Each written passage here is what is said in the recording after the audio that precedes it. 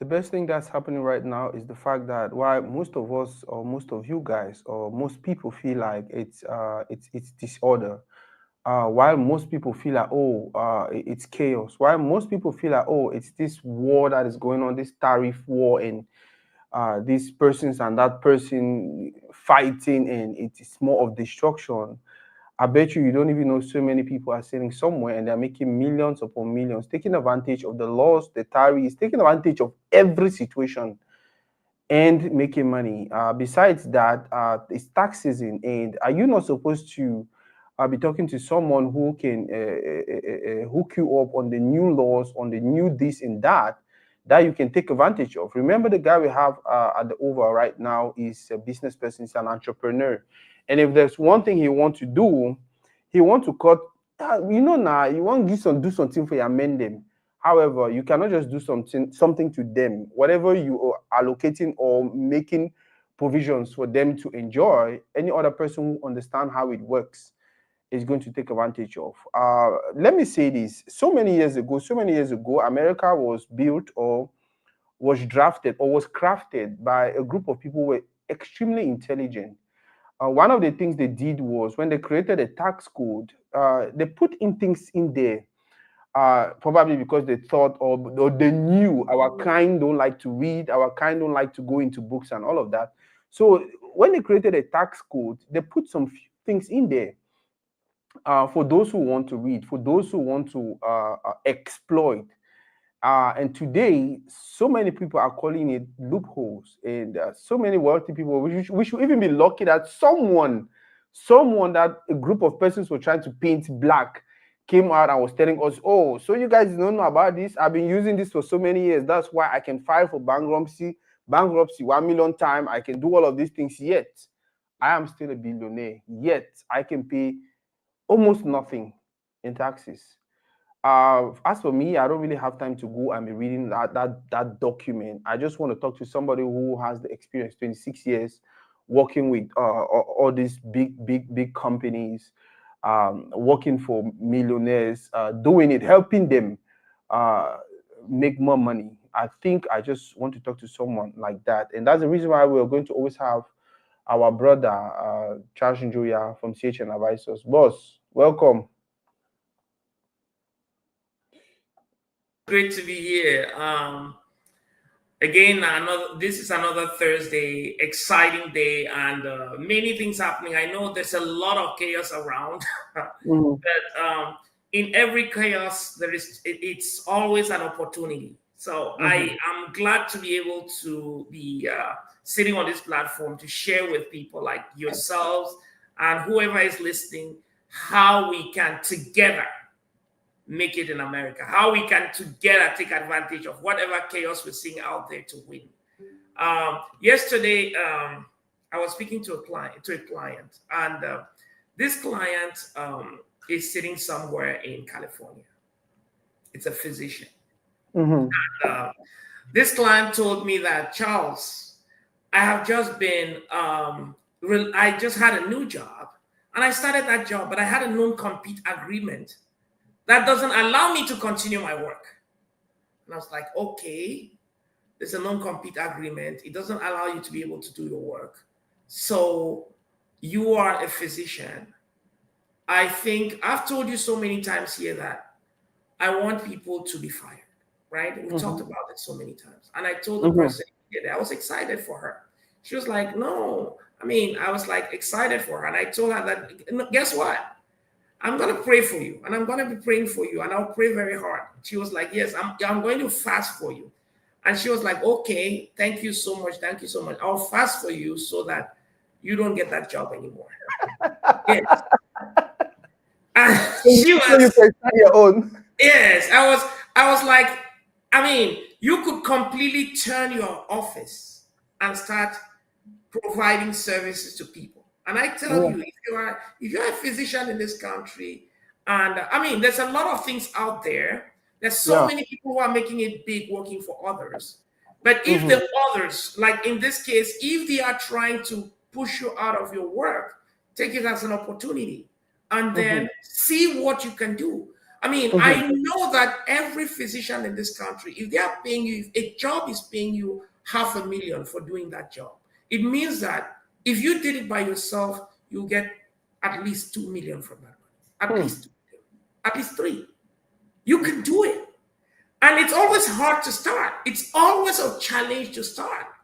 But when you start and you get going, you think like, I should have done this 10 years ago. I should Yeah. have done this 10 years ago. Because many people come to me who are Mm-hmm. on W-2. They are Mm-hmm. making millions of dollars on W-2. Yeah. And when you come to me, you're making millions of dollars on W-2.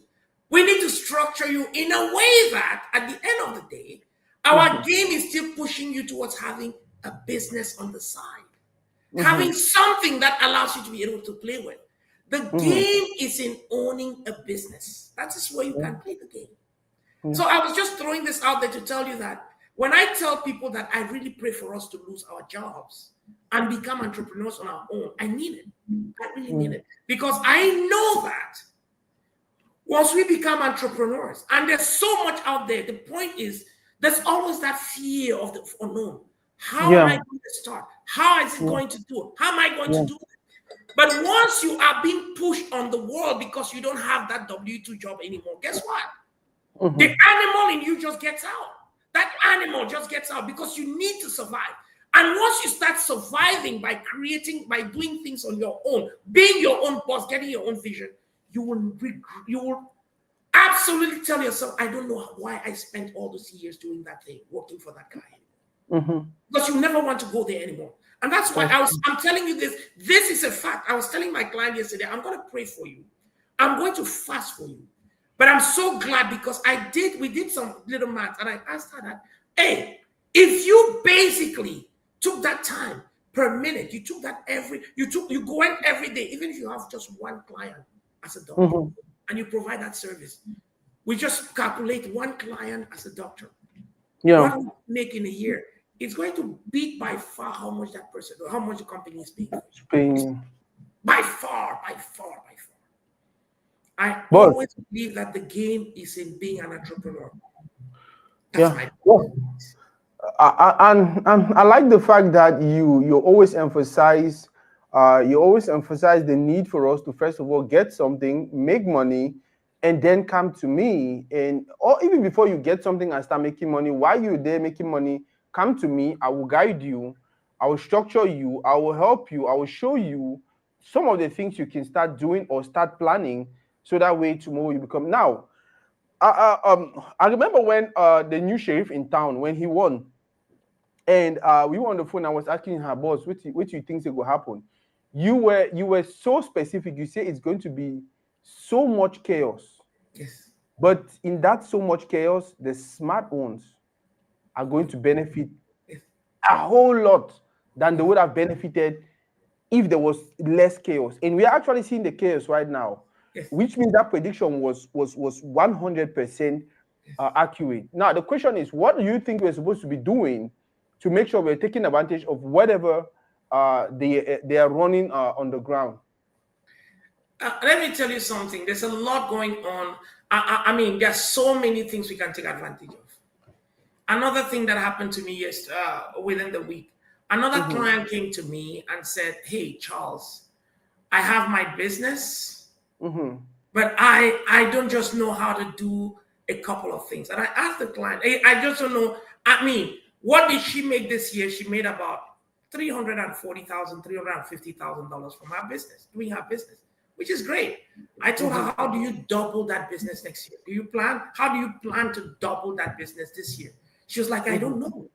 I told her that anything that is scalable, anything that is scalable, you Mm-hmm. can double, you can triple. Mm-hmm. Any business that is scalable. And this goes to answer your question. So if you have a business, the first thing you want to see in a business is, how can I scale this business? Sure. Yeah. How can I increase the number of services I give to these people? Yeah. And as long as it is scalable, today we have social media. Mm-hmm. Social media marketing. I will tell you, I help a lot of people in that sphere. If you are out there and you have your business, you don't know how to scale it, talk to me. Reach out to us. Mm-hmm. We will take you how to scale the business step by step on how to scale the business. And this is very important. Marketing is the most important thing for any business. If you are out there and you've just lost your job because of the chaos in Washington, I've had people in IT who told me that, and still from my business, I've had clients who came and told me that, oh, I just lost one of my contracts. And that contract, I lost that contract because the government has stopped many of these contracts that they were running. Okay? It's chaos. When you think about structure, any person who has ever been in a company where there's some sort of structuring, there's always pain in the game of structure. There's always pain. And there's no way you could think about this thing called, how do you call it? This thing called Dodge, government efficiency, without people feeling pain. Because people are going to lose their job in the beginning. That's for sure. I'm not saying that it's a good thing, but I'm saying that anytime somebody tells you we are going to restructure, just know that there's going to be pain. There's going to be pain. Because I have been involved in so many restructures in my career. We did a lot of restructuring for clients. But whenever there's restructuring, it means that they are going to restructure, they are going to streamline it, they are going to make it more efficient. It means that people are going to fall on the side. And when people fall on the side, there's pain. But the point is, we are looking at what are the opportunities that are going to come up as a result of this. Most of these things that were done by the government are pushed now to the private sector. They are going to push out. What I see, I may be wrong, I may be right, but I think if this is done like any other restructuring, the government becomes like any efficient company. The government is not just a bucket where we just spend and lose money. I'm not saying that what they're doing is perfect. I have not been there to see what they're doing.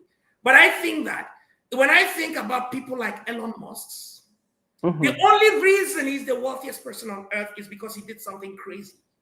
And when there is crazy things, there's going to be pain. There's no way there are other parts of it that people are saying that, okay, it's retribution and things like that. That's not what we're talking about. I'm talking about restructuring. They will restructure. Once they restructure the government, there's going to be pain. People are going to feel pain. But it's going to give opportunities because they are pushing some of these things that were done by government now to the private sector. So now you don't have that job with the government. What you should be looking for, if you are somebody who was doing IT, is where is that job going? Where is that thing that they were now doing? Where is it going? Because they are stopping the government from doing it, but they are going to push it to the private sector. So it means that you can structure yourself and just watch at where the thing is going. As long as it's a normal restructure, that activity is going to somewhere. They are probably privatizing that activity or sending it out of government because they believe that it is not government's job to do this. And wherever it's going, wherever you sat, be careful. Just look at that, because if you don't look at where it's going and try to position yourself to take it, someone else is going to take it. Because at the end of the day, the game should be, as I expect, the game should be, it's not about how many people we have let go, but it's about how much, it's about, how do you call it? It's about GDP growth. When the GDP of America grows, it means that there's opportunity everywhere. I mean, I don't know whether you get this. The aim is not to reduce the GDP of America. It's to increase our production in America. And now you are probably working with the government. The government doesn't want to do that no more. They are pushing it out. So the game should be watchful, watch and see where it is going, and position yourself to be one of the actors in where it's going. You are no longer working for the government in doing that, providing that service. But now that service has been put to the private sector. You can now provide the same service as an adjunct or the private sector. That is the concept of restructure. Restructure is never about reducing. It's more about enhancing efficiency and increasing productivity. And when there's increase in productivity, what does that mean? It means that there's capital, there's economic growth. And when there's economic growth, it means that people are gaining. Maybe if you are not smart enough, you'll be the guy crying that, oh, I've lost my job. But many other people would have received something else. So you just want to be watching to see where it's going. and be ready to position yourself there. Because Donald Trump is not about getting the country to sink. Elon Musk is not about sinking it. They are trying to see how they can make it more efficient, so they can make more money for economic growth. That's my hope. I know there's a lot of chaos there. I don't know what's going to happen. And there's a lot of things about retribution. I'm not talking about retribution. I'm talking about what is the essence of efficiency. Retribution and that way they get to contribute, compensate some people then because of waiting. No, my retribution is just that some people say there's a lot of things about, Trump wants to pay back to all the people who had him on whatsoever. They had sent him through jail and all whatnot. He was going through all the court system. He wants to take them and do the same thing for them. That's something else. I'm talking about government efficiency. That's all I'm talking about. Okay. Now, I was talking to someone the other day. Actually, they are here right now, and first of all, they were even doubting if America was going to let them in, because I think they had their visa before the elections. I think before Trump got into office. So with whatever seems that America is trying to close the doors, trying to close the gates, they started doubting if America was going to let them in. But they got here, came in. They've been here now for some time and doing what they wanted to do. So they were asking me, because they actually run a page and they are always talking about business. You are going around visiting businesses, African businesses especially. And they were asking me if I think it would be fair for somebody from out of Africa, billionaire, to invest in America, especially in such times, because it's not certain if maybe when you want to visit, maybe you want to, they're going to just open the gates for you like it used to be. What is your take on that? Is this still possible for people, business people out of the country to continue investing in America? Let me answer you let me start by saying that when I listen to Trump, when I see what they're doing, the first thing they're looking for is America first. There's a problem around there. There's also an opportunity around there. America first. America first means that production in America first. It means that they will give more benefit, more advantages for those who are producing in America. So if you're looking at America as a place where you want to invest your money in an economy where the leadership is all about America first, what does that mean? It means that you are better off producing in America. That's the meaning. Now, if you are producing abroad with the intent of selling in America, then you get worried.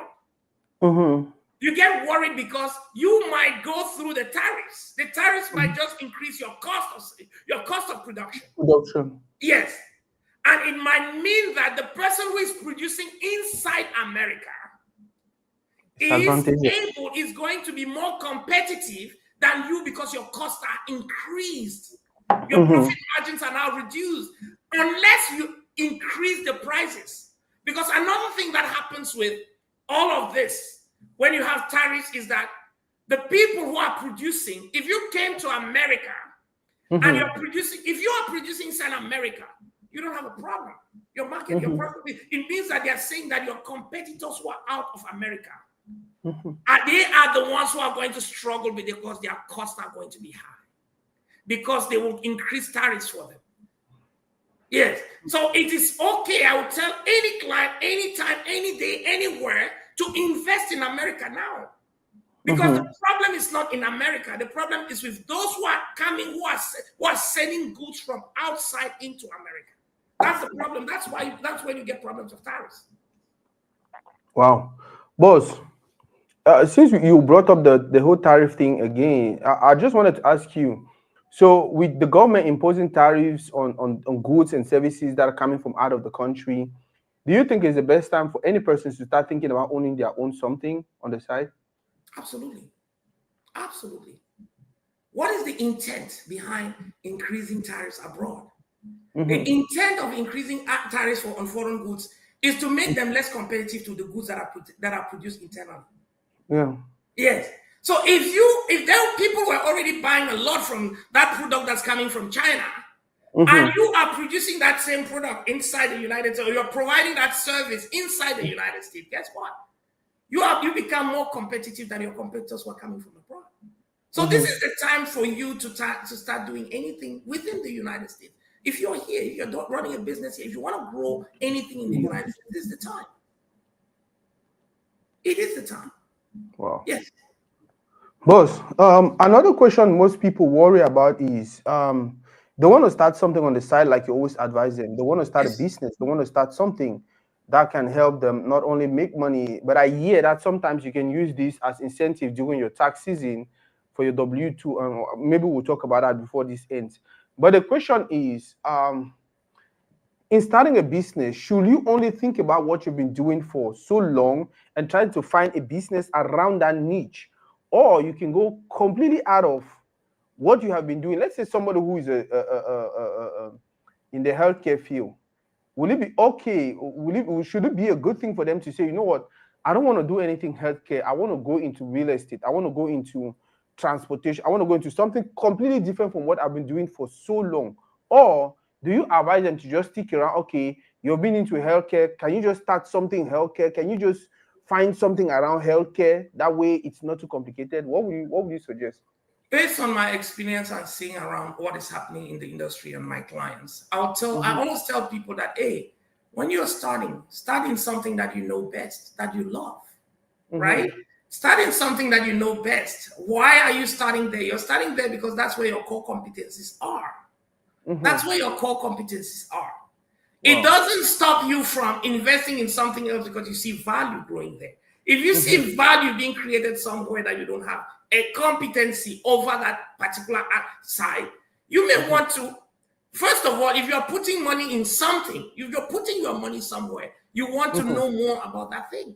If you Mm-hmm. are interested in going to invest, let's say you are in the healthcare business and you don't want to create your maybe your agency or your group home or things like that, and you think, Mm-hmm. hey, maybe I want to do something in IT, you have to Mm-hmm. train in that IT. You have to Mm-hmm. become good at it. Otherwise, I mean, there are so many people who do things that they are not very strong at. But that comes down the line. It doesn't come at the beginning. There's some people Mm-hmm. that work at the beginning. You just start something. But it's easier for you to build around where your core competencies are. Because Mm-hmm. because business is not easy by itself. Running a business is not easy. So if Mm-hmm. you're running a business, something that's not easy, and you're running it in an area where you don't have any core competencies, you don't know how it works, you don't have this, then you have to get a proper coach, get a Mm-hmm. mentor that Yeah. supports you along that road to be able to get there. But Mm-hmm. initially, it's always nice to start in an area where you have experience, where you have competency. That's where you start. And most business people will tell you, most people will tell you that when you start a business, you don't know where the business is going. You don't know. You have a Mm-hmm. global vision about what you want to do. That Mm-hmm. as you get into that business, the business is shaping you as it goes along.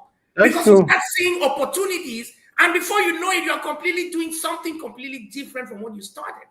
You But you you you again, you, yes, you you start as Amazon where you were selling books, and then you end up. absolutely. Most business people will tell you that it is just to start, and then the economy will shape you, and then you find yourself where you have optimal production, Wow. optimal gains. That's how Wow. business is. Yes. Wow. So again, to answer your question, is simple. You want to Mm-hmm. start where you have your core competencies, and then Mm-hmm. start growing. But if you have to completely move away because of any reason you want to move away and start doing something else, you have to have some experience. You have to learn how that thing works. Mm-hmm. And you can go there by mentorship and by coaching. Those are the two things that work. I agree to that 100% because I'll talk down for PG. Not to know what like you wanting for persons to help you on something that you don't have any idea about. It will be difficult for you to even know who is competent. It will be difficult for you to even know the level at which your company can operate. You can just sit there and you're contented with whatever they are providing, whereas you have the capacity or the company has the capacity. How can you even complain that somebody is not doing something well when you don't even know what they are doing? You don't even understand. So it is just good for you to have basic knowledge, have some good knowledge on whatever you want to do. That way, if you bring in persons, See, I am a photographer, I'm a videographer, I do events, I do so many things. When I go to when someone hires me for, or someone is wanting to hire me for their event, the conversation we have tells me a lot about what they know. And because I know already about what they know, most of the times it will I don't want to say determine, it will kind of like shape how I'm going to work on their project. You understand? Just imagine somebody comes. I remember one time there was this Nigerian lady who hired me for 2 hours. They had me for 2 hours and they were paying money. They were paying the amount of money people who hire me for 6 hours are paying. So in my head, I was like, they don't even know what they're doing. They're paying this much money for 2 hours. When I sat down with her and then she gave me a breakdown of what she wanted, those 2 hours were more than the 8 hours I usually go for. She was so specific. Okay, I want you to capture this. I want you to capture this. I want you to have this. When somebody starts speaking like that, you are already aware that if you don't do that, it's a lawsuit. Absolutely. So you don't even pay. So it's good to really understand these things.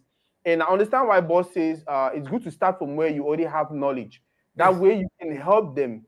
You can be that person they can run to. Hey, boss, this thing, and you say, okay, do it like this, do it like this, do it like, rather than go to somewhere that is completely strange and then you don't have any ideas, and then it's just left to someone to decide. Yeah. So, boss, oof, I'm enjoying this segment. I'm enjoying. Hello, Kaju. How you doing? So for those who are watching, thank you guys for watching. Remember, you always have the choice of reaching out to CHN advisors, or go to their website. There's an area there. There's a section there where you can book free consultation. Try to use that. Unfortunately, you cannot use that more than once or twice or three. No.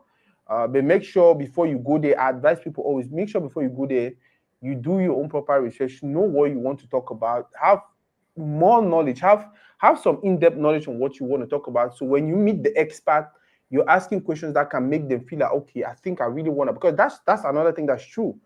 Most professionals like when somebody comes to them and it's somebody who already has some good foundation about what they're talking about. You cannot go to him today and you start asking me, hey, what is tax? Really? In 2025, you're still asking what is tax? You should be asking difficult questions. You should be asking questions that will make them look at you like, okay, this person know what they want, and that is how they're going to help you. Oh, boss, we 3 minutes to You go. want to tell people also. Yeah. You want to tell people also that when they come to this platform, it's very important. If you came to us and you're from you're from Tori Day, you want to also make that clear that it's Tori Day, because when you come to us through Tori Day, you get some specific discounts that are based for you being in that, coming through that platform. Okay. So I need to do a special video on that to Yes. announce it. Yes. I think my last question is going to be, what do you think? What do you think? The tax season is coming. What should our people have at the back of their mind while they are getting into this tax season? I will tell you again, we're getting, and this is very, very critical. We're getting into the tax season. And I know many of you, when it comes to this time, you start really getting worried because you're not sure. You know that you're going to pay a lot of taxes. Last year, I paid $50,000 in taxes. I paid $100,000. Some people are paying $500,000, $1 million, $2 million in taxes. The question you should ask yourself is, why do I keep paying this money away? Why do I keep doing this?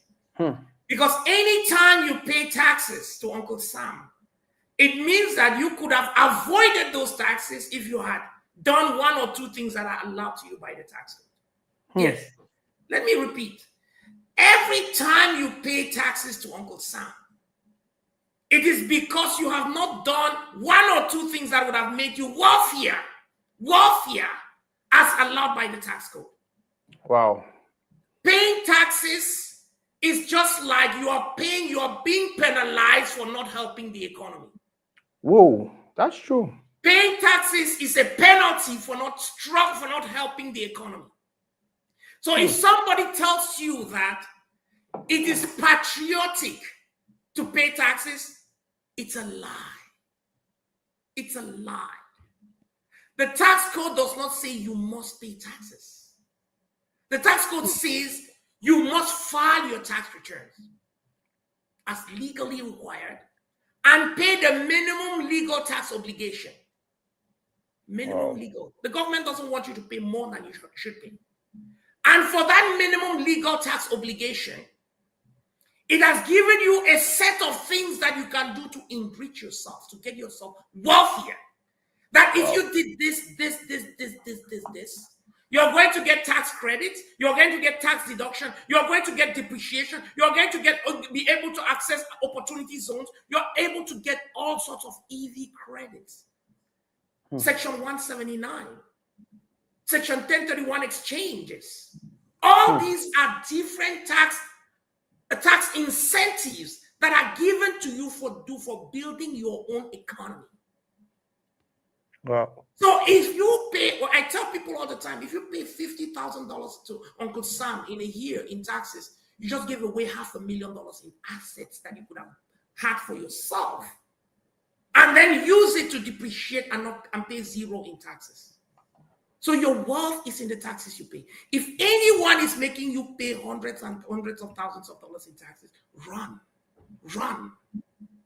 That's why the wealthy don't pay taxes in America. If anyone is making you pay hundreds and hundreds of thousands in taxes, you're paying your wealth away. Book a free discovery call and I'll show you step by step on what you can do to pay zero in taxes going forward and build crazy generational wealth for yourself, just like the Jewish people in America. We are the next set of Jewish people. Immigrants are struggling because they don't know how the system works. I tell immigrants there's a way out. There is a way out. The way out is in the tax code. It's not anywhere else. But we started by saying that people don't read. 90% of our CPAs, they don't read. And I'm telling you this, 90% don't even read the tax code. And I'll tell you another thing. It's not one person that's going to make you do this. It takes a team to help you avoid taxes altogether. Build generational wealth that is tax-free. Click the link, follow us. You can do anything to come to our firm to help you structure your estate to stop paying those taxes. It's madness to be paying taxes year in and year out. It's madness. Wow. Boss, thank you very, very much for today. By the way, I apologize for Monday. I got caught up in some one or two this. And so many people reach out to me like, hey, wait till they happen, man. Wait till happen what session. Why on our end and this? I was like, no. However, we'll meet again on Monday, and if anything, I'll reach out to you. But like guys, like we were saying, CHN Advisors, chnadvisors.com, go there and see what they're doing. And we really have to continue building. We have to, especially those of us in America, especially, God has given us the opportunity to not only provide for our families, but to build something that can extend to our communities, even back home. We have all these advantages. We have all these opportunities. I have persons like Charles Njoya who is sacrificing time twice every week to come and give us insights, to come and talk to us about what he has been helping the billionaires, the big people, the top 1% do every now and then, to not only, sometimes I see that and I'm like, Musk is already a billionaire. Why is he going into all these places again and wanting to create this and create that? Mindset thing. People like Charles Njoya have worked with people like that, have talked with people like that, know how they think, know what they are doing. It's only normal for us to encourage him. By encouraging him is make sure we are treating him like somebody who is helping the community. Go to his social media pages. Follow him on all social media platforms. Sometimes we post videos on Facebook and we don't post them on YouTube. YouTube. Sometimes we have some wonderful projects on YouTube that we don't post on Facebook. You go on TikTok, we have some unique projects that we don't post anywhere else, and even on Instagram. The reason why you have to follow him on all these social media platforms. That way, it doesn't matter where we post, you benefit from. And when you follow us, when you follow him, make sure you hit the notification bell. Make sure you have that notification turned on. So every time he is on, You have something. Maybe next time we are not even going to do the live on here. We're going to do the live on his page, one of his page, either the YouTube, either the Facebook, or one of these places. You want to stay there because okay, might talk the one now, maybe in a year. The children are saying no. I can't ask all the questions so because I don't get time to go read them. I don't have that time. I don't have that time. But he is so passionate about it. He will stay up 2 a.m., 3 a.m., wanting to know what is happening in Congress, wanting to know whatever thing the president is signing, wanting to know how it's going to affect our community. Because sometimes there are some laws or executive orders that are signed into place, and you might look at it from outside and think, oh, it's dangerous or but somebody who understands the tax law, the tax code, everything, read in between the line and know, okay, this one is going to benefit us. A good reason why I follow him, a good reason why I'm always on the social media, because I know he's going to read these things and interpret them for us. And then I know where to position myself. He talked already about positioning yourself. If you don't, you're always going to complain. We are always going to complain. Why the rest of the world? Do you realize why some people are crying about prices, high prices, and this and that? Other persons are saying, oh, this is an opportunity for me to make more money. Where do you want to belong? Those who are complaining about prices, or those who are actually taking advantage of whatever is happening right now to make more money? What I decide to don't go.